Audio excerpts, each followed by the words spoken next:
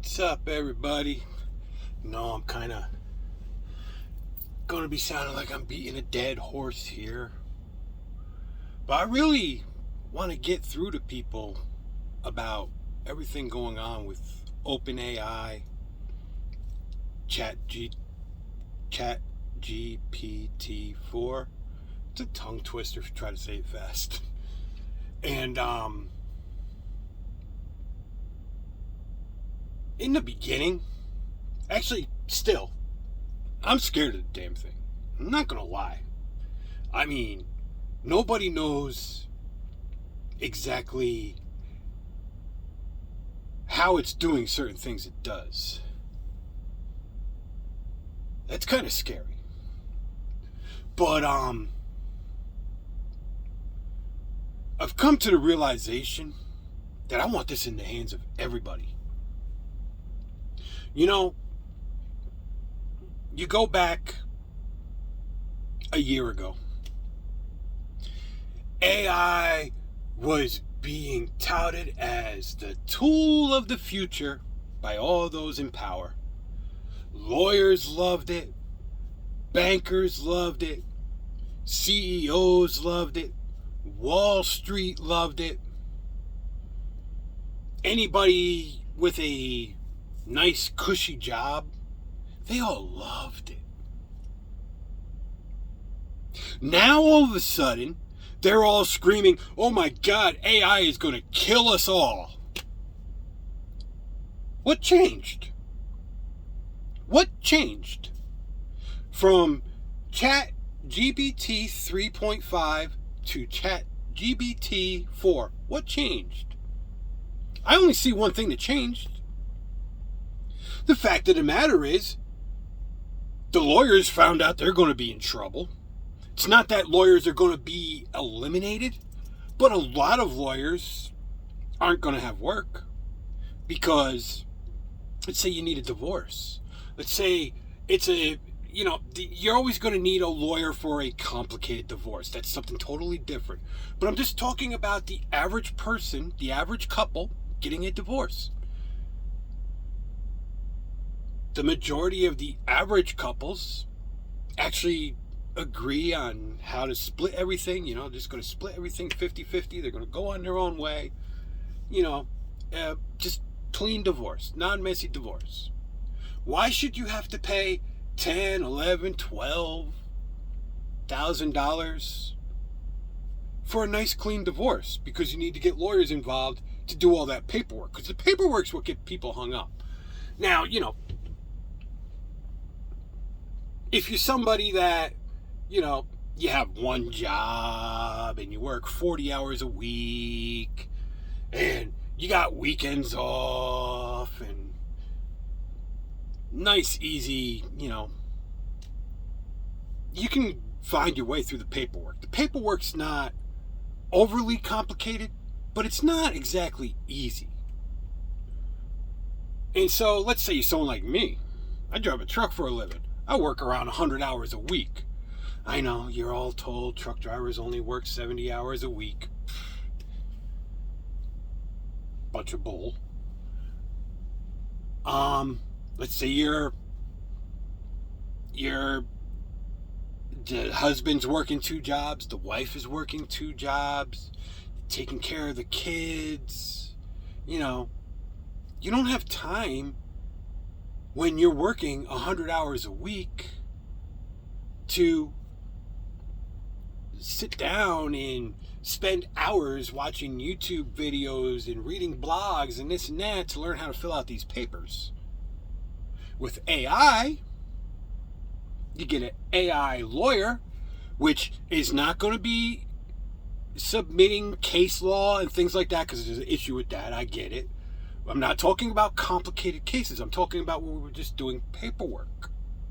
The paperwork that you're going to submit to the court, where it's just, this is our assets, this is our names, this is our social security numbers, it just basic, and it's going to fill out the whole forms for you. And then you submit the forms, pay the AI $25 instead of paying a lawyer $250 an hour to do that for you. billed for 10 to 15 hours. Do it all yourself for $25, plus your filing fees at the courthouse. That's a problem for the lawyers. Wall Street's all up in a tizzy. Why? Currently, we all pay brokers pretty much to take care of our 401k. We pay brokers to manage our IRA.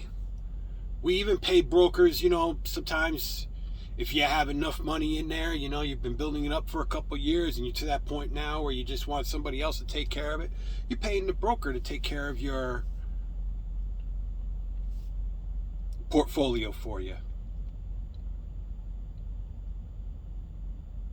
What if you can just use AI and save 90% of your costs?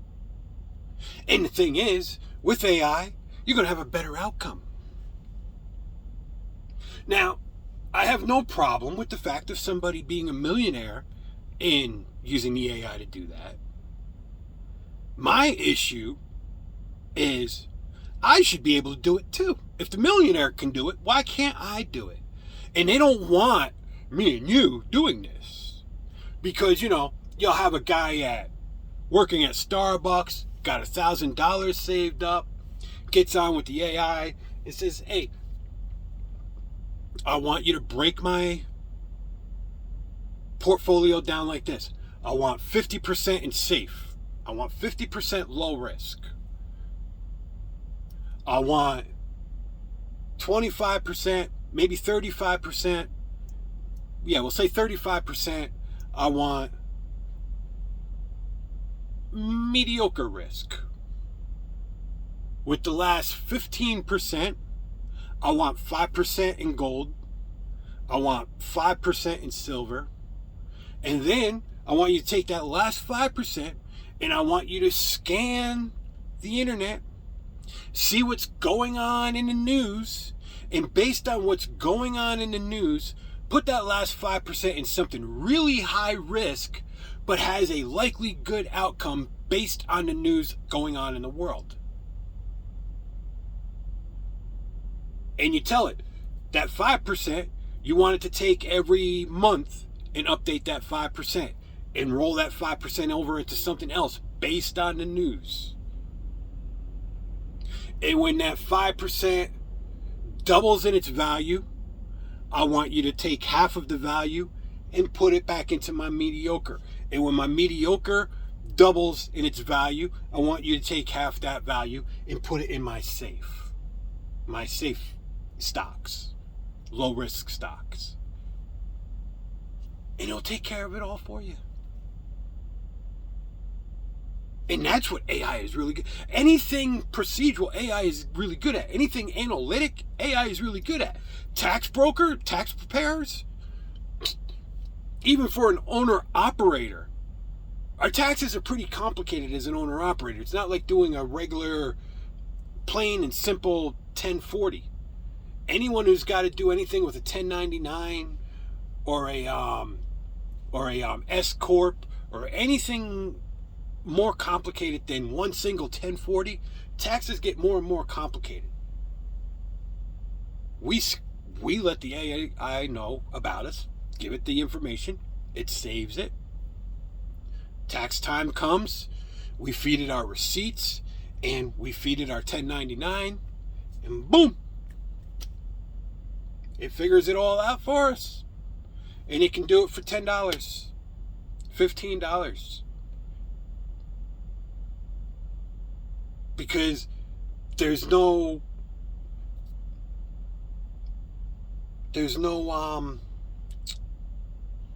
overhead for staff.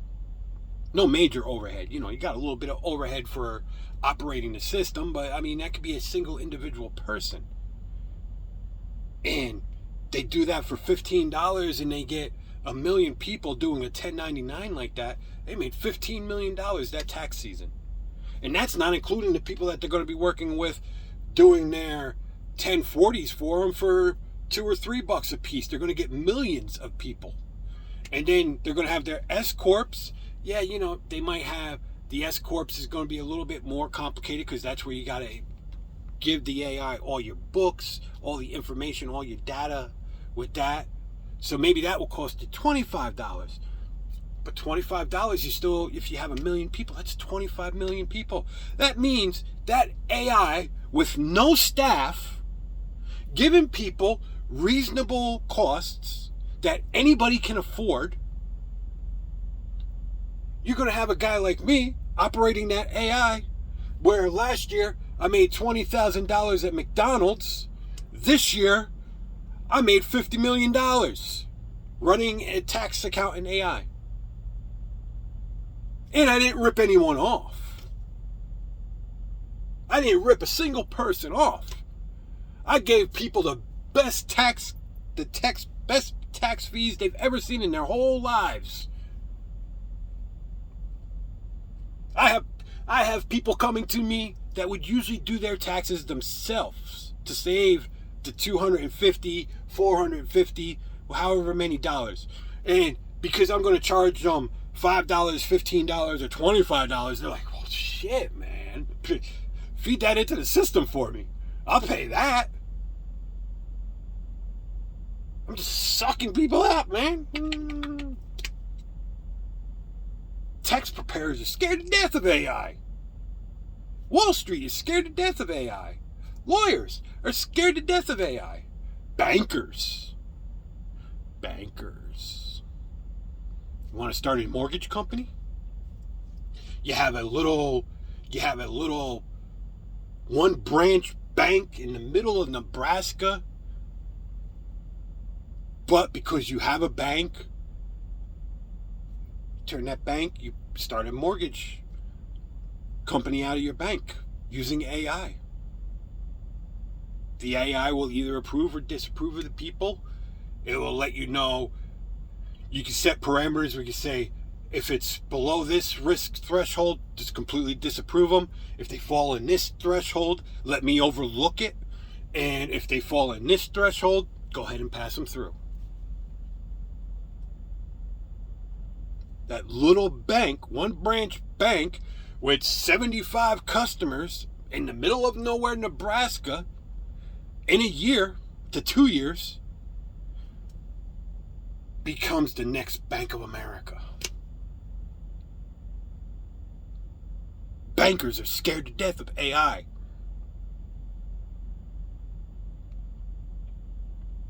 Politicians.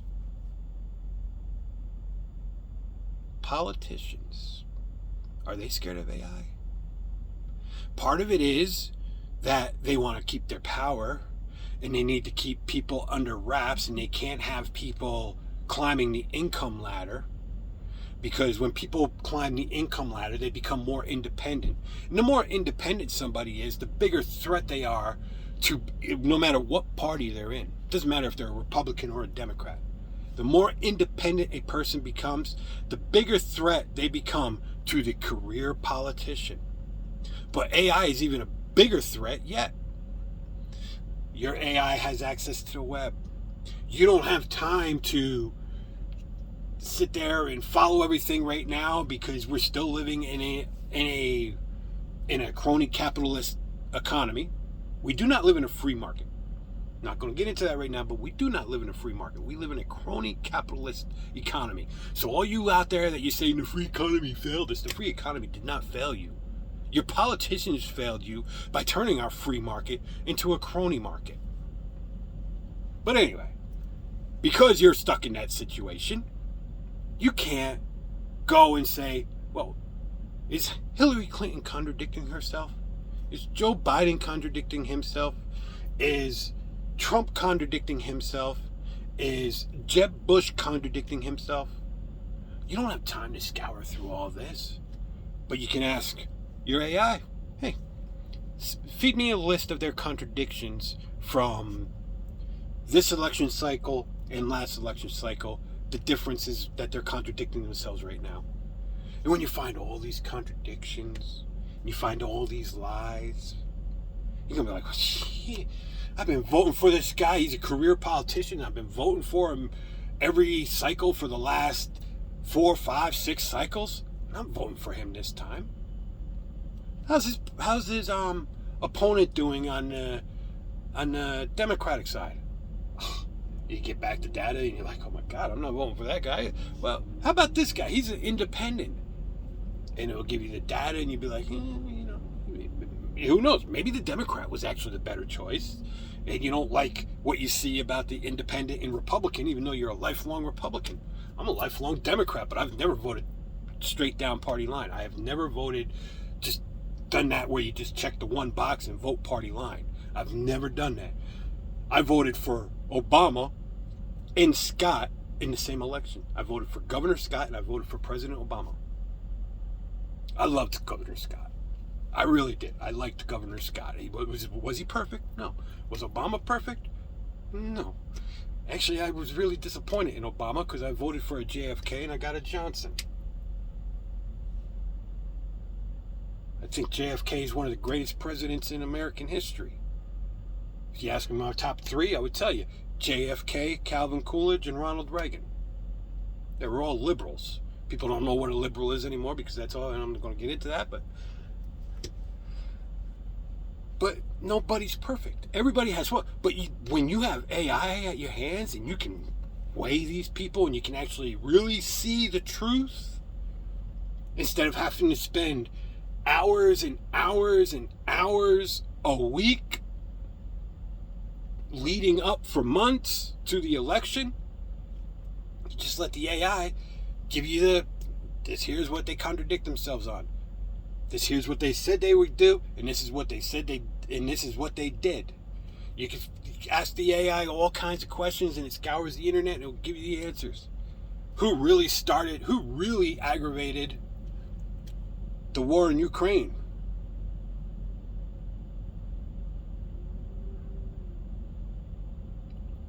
Did George Bush go into Iraq to get back at Sudan for daddy? Funny story about that. Actually, 2 weeks before 9/11, I was working with my friend Dino and his brother. I can't remember his brother's name. I always forget his brother's name, and I always feel bad about it because I loved his brother. His brother was really cool. But I had watched this movie called The Siege.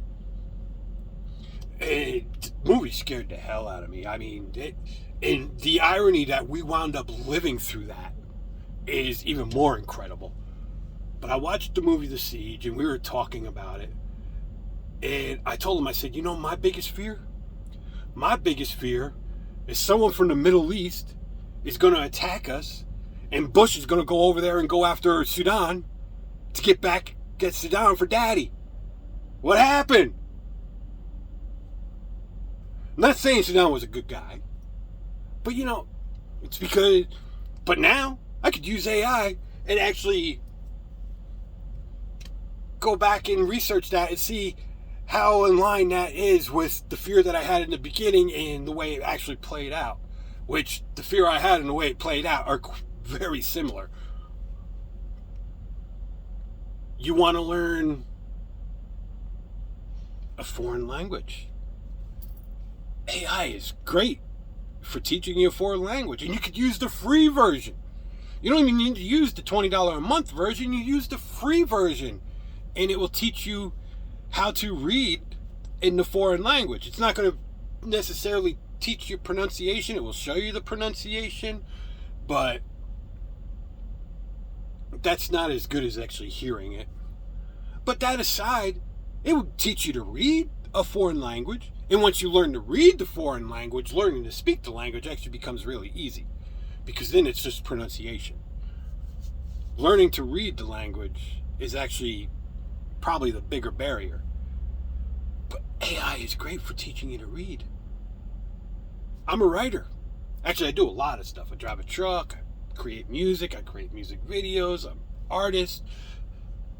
I actually play instruments, multiple instruments, but I also write. I'm working on a book right now a short story right now called Wonosk. I hope I pronounced that right. It's supposed to be a Polish town.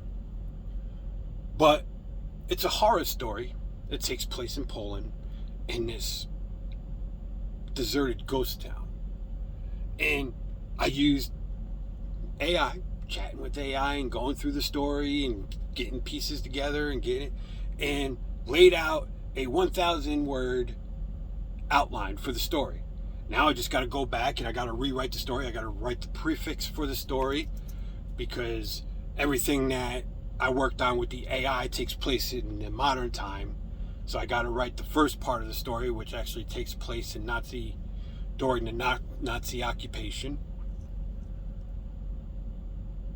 AI's not, the open AI isn't all that great for horror stories. If you're into the really brutal, gritty horror, it's good for campfire horror. It's really good for that.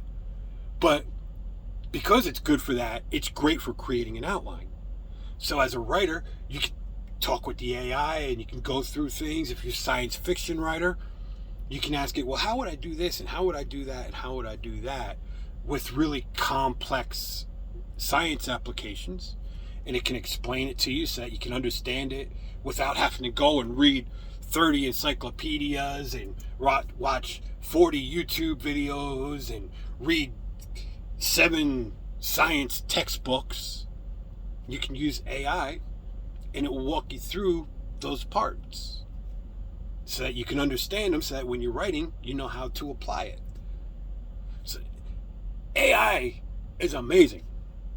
I'm actually surprised I'm saying AI is amazing because AI scares the shit out of me at the same time. It still scares me. It really does. But the one thing I have figured out, if the powers to be are all in a tizzy all of a sudden over something that they were praising all high and mighty, now all of a sudden it's going to kill us all. I want every one of us to have it. I want every single person in the world to have access to AI.